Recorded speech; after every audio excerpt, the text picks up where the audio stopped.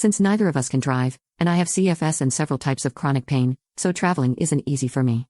We caught a bus to Beth's flat together, but it was Jill who answered the door, which shocked us both. Beth hadn't told us Jill was visiting, and we would have appreciated a heads up since neither of us has a good history with Jill. Still, we were polite. Kelly said hello and complimented Jill's dress, and I said, "Hi Jill, nice to see you, how have you been?" Jill completely ignored Kelly and turned to me, saying, "Better than you, clearly, still a pale freak, aren't you?" I couldn't help it and snapped back at her, saying, "At least I'm not a bitter hag still clinging to grudges I started with a 12-year-old. Maybe it's time you grew up a bit." Jill immediately ran off, screaming for Beth and said she's not taking us anywhere until that C-word apologizes, which confused me and Kelly because why would she be taking us anywhere?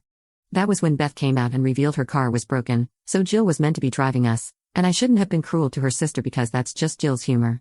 Kelly called BS and said Jill is a bully, and she's only surprised that I hadn't snapped years ago, and told me I'd better not apologize. I said I had no intention to.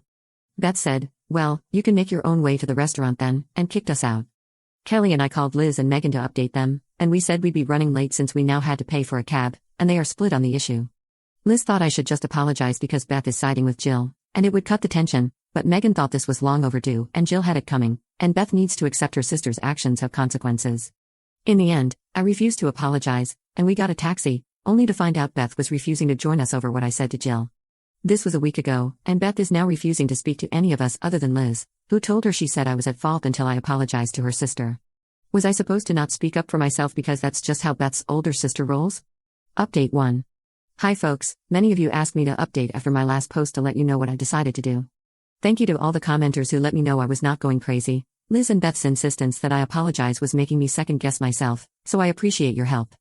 Most of you also pointed out Beth's reaction was enabling Jill, and Liz's reaction was expecting me to roll over in the name of keeping the peace. I've come to realize that this has been a pattern for years in our group, playing peacekeeper to Beth and Liz for the good of the group, not only for me but for Megan and Kelly as well. So, as for the update, I still haven't heard from Beth, but Liz has been spamming me with texts and voicemails, saying I was out of order and owe all three of them apologies for how I acted and for continuing to drag things out. She even suggested, as a way to start making it up, I should take everyone, including Jill, to a restaurant and pay for everything. I have no desire to spend what would be a month's rent on their drinks bill alone, not to mention I don't feel I've done anything wrong. Honestly, the fact that she even suggested this only persuaded me more to cut her off. I met up with Megan and Kelly last night and told them that I'm not apologizing to Jill. Frankly, she's stuck in her high school mean girl era, and I'd be glad never to see her again. I also said I'm sick of swallowing my feelings to avoid tension because Liz and Beth never apologize, and I am cutting contact with Beth and Liz. I was expecting protests about breaking up the group, but surprisingly, I did not expect Megan to admit she's only stuck with Liz for so long because, like me with Beth, Liz was one of her only friends during her bullied years, and she didn't want to ruin our dynamic by acting out of turn. Or for Kelly to say that for years she's been sick of Liz and Beth treating the three of us like we're inferior, but she was worried that if she spoke up about it, she'd lose me and Megan as well. We all had a very overdue chat about how we all really feel about this group and agreed that Beth and Liz are not true friends to any of us.